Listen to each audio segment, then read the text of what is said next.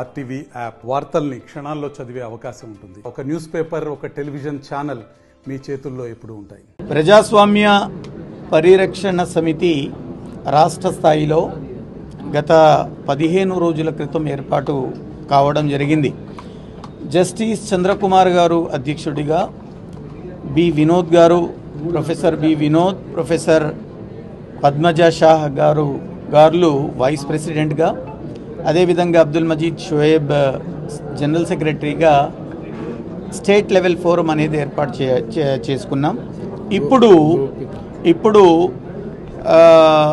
ఖమ్మం జిల్లా బాడీగా ప్రజాస్వామ్య పరిరక్షణ సమితి ఏర్పాటు కోసం ఇక్కడ సమావేశం నిర్వహించుకుంటా ఉన్నాం.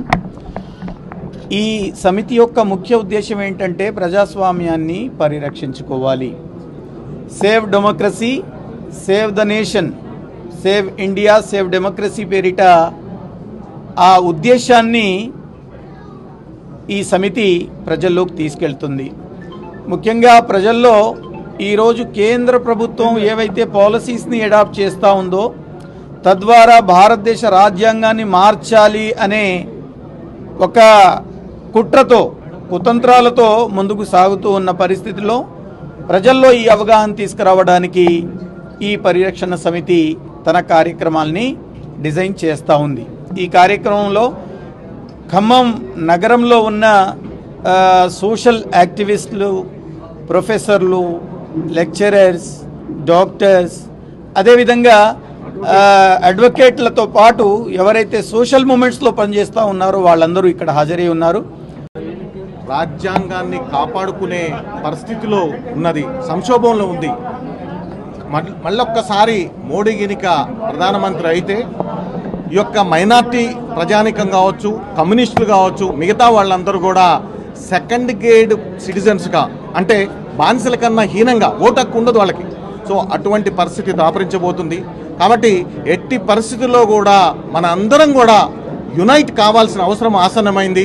వాళ్ళు డైరెక్ట్గా చెప్తున్నారు, హిందూ రాజ్యంగా మేము అవతరింపజేస్తాం, భారతదేశాన్ని హిందూ దేశంగా చేస్తామని డైరెక్ట్గానే చెప్తున్నారు. కాబట్టి దాన్ని మనం గమనంలో ఉంచుకోవాల్సిన అవసరం ఉంది. దాదాపు చిన్నగా వాళ్ళు రాజ్యాంగాన్ని మార్చారు. దాదాపు 80% కంప్లీట్ అయింది. 370 అధికరణ రద్దు కావచ్చు, లేకపోతే రామ జన్మభూమి ఇది కావచ్చు, ఏదైనా కావచ్చు, వాళ్ళ యొక్క ప్రయత్నాలని వాళ్ళు చేస్తూనే ఉన్నారు. ఎన్ఆర్సీ పేరు మీద, సిఏ పేరు మీద అన్ని రకాలుగా వాళ్ళు చేస్తూనే ఉన్నారు. డిటెన్షన్ సెంటర్లు కూడా కట్టారు, అడ్వాన్స్గానే కట్టారు.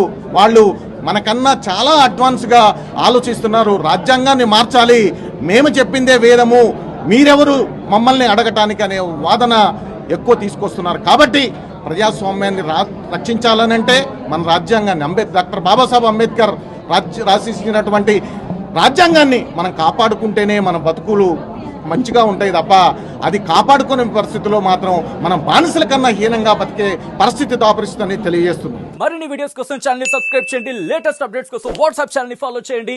అండ్ లింక్ డిస్క్రిప్షన్ లో ఉంది.